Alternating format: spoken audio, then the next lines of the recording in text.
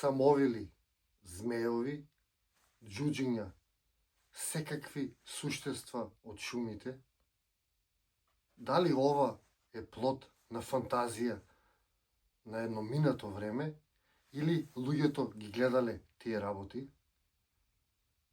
Токму тоа ми е темата на денешното видео.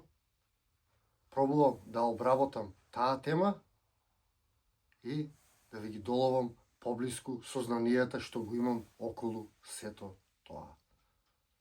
Па еве да почнеме со првото нешто кое што ни доаѓа на памет, а тоа е дека сите овие работи се измислени.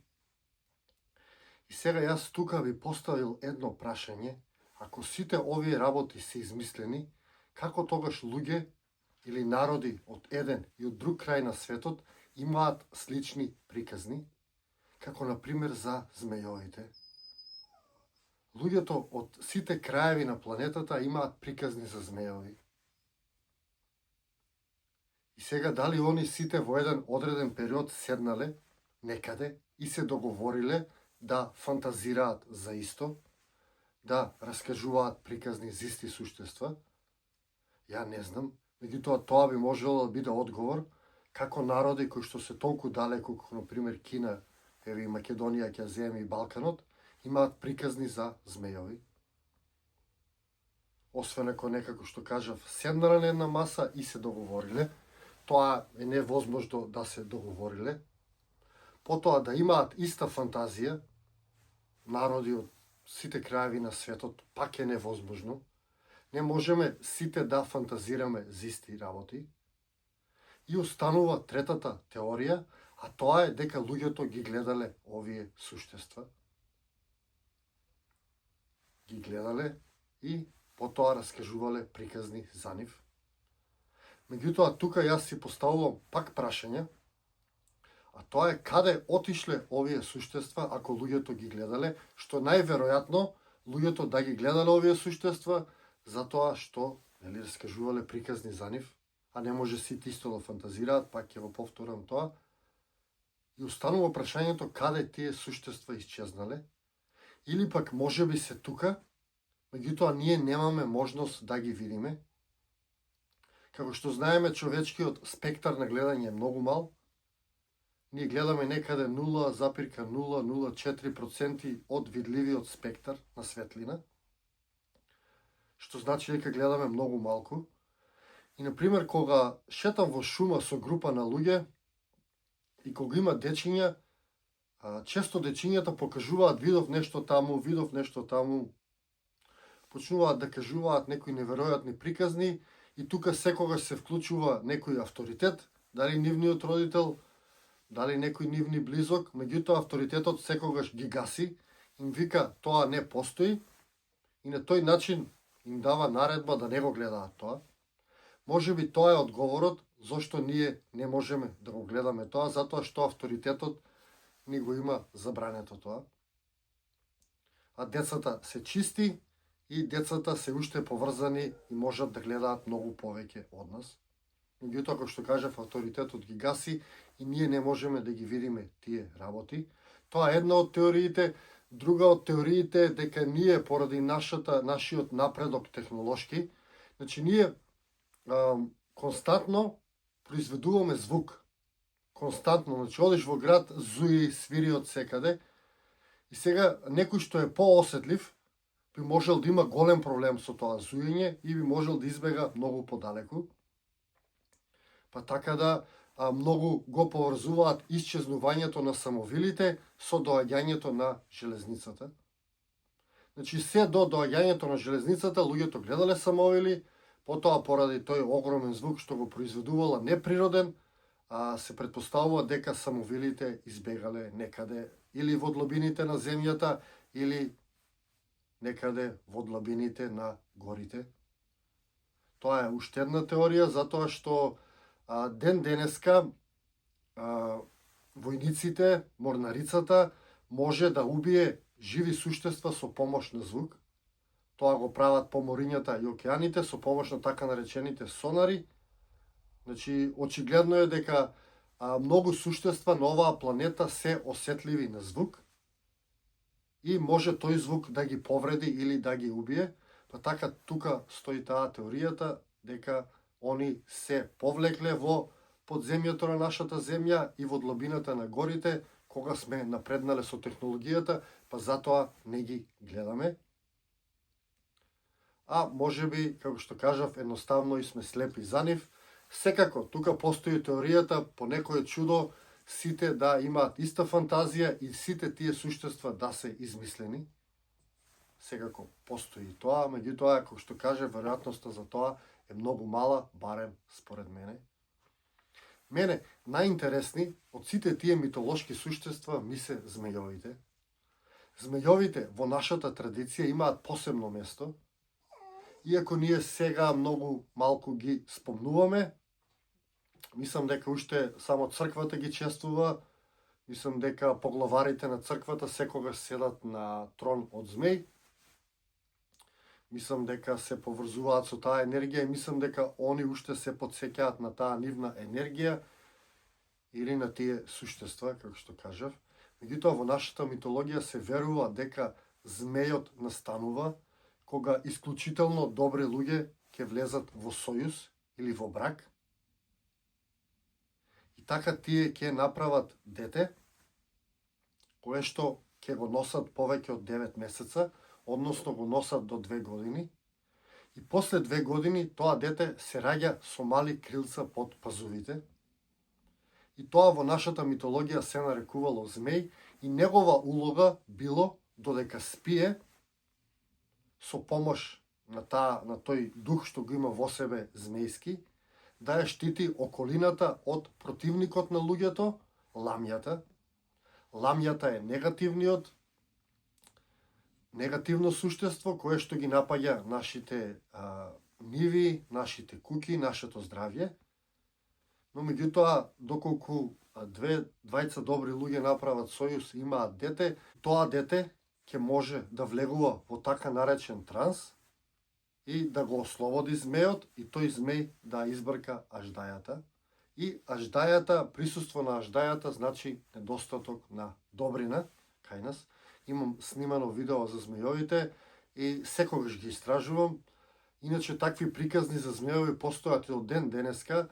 Во Велес има едно место после стариот мост, има изворче таму и има мал храм на змејот и затоа имам снимано таму. И старите луѓе раскажуваат дека таму живеела змија со коса, што огромна змија со огромна глава која што имало коса, што личи на некој вид на змеј. И дека тие често ја гледале таму и избегнувале да поминуваат од таму навечер, затоа што им било страф од таа голема змија. Значи, за нив тој змеј бил многу реален. И таа приказна се провлекла до ден денеска.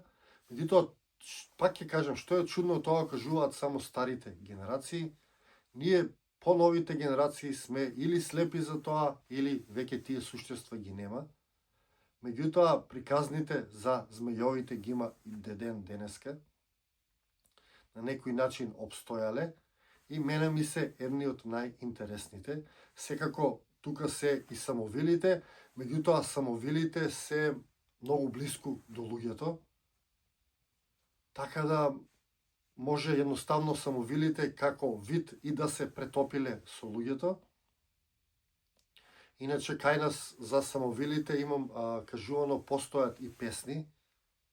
Најпознатата е Димна Јуда, која што изградила град со тела од млади луѓе, затоа што не е било нешто удоволено, тука се работи за негативно суштество или самовила.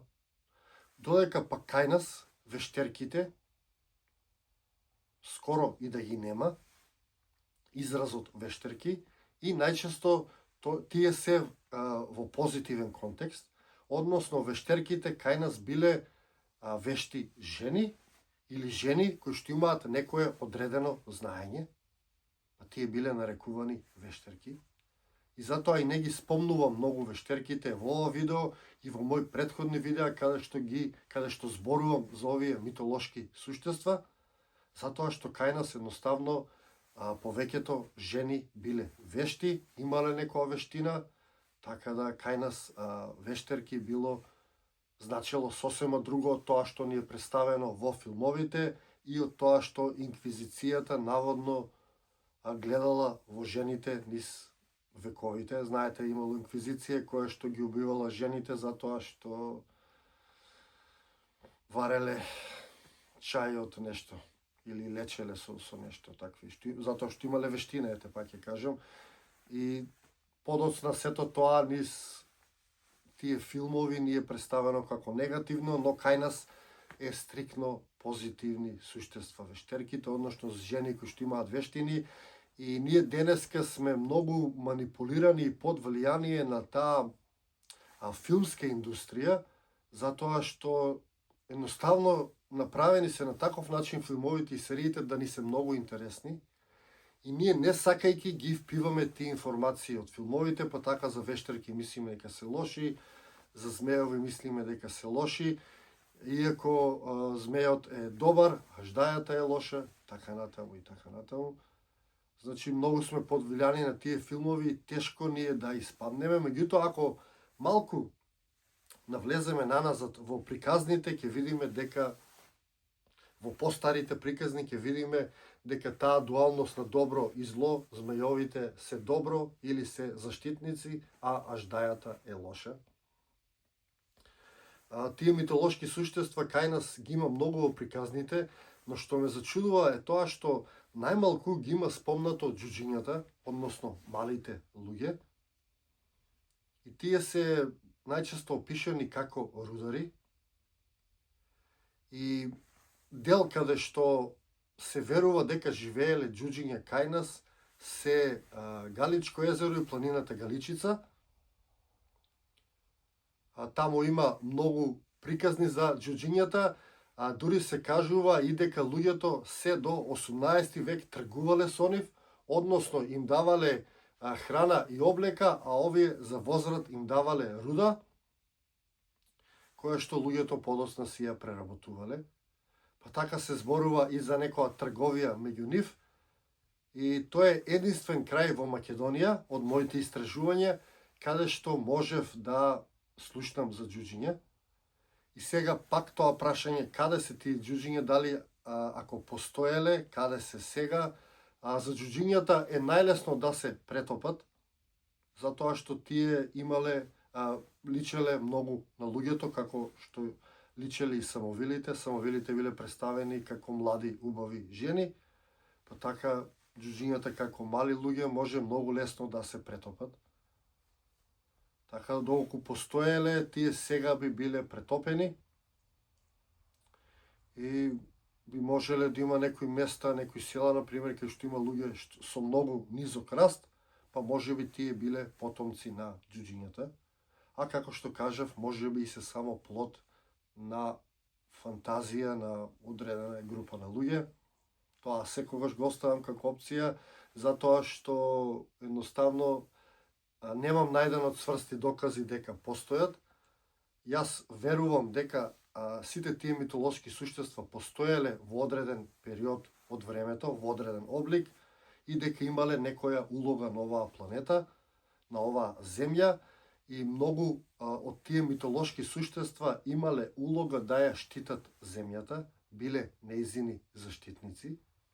И затоа во нивно време и самата природа се опишува како многу појака. Например, порано да исечеш едно дрво било многу тешко.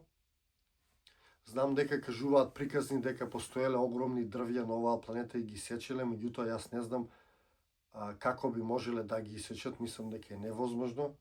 Тоа би било како да сечеш една цела планина.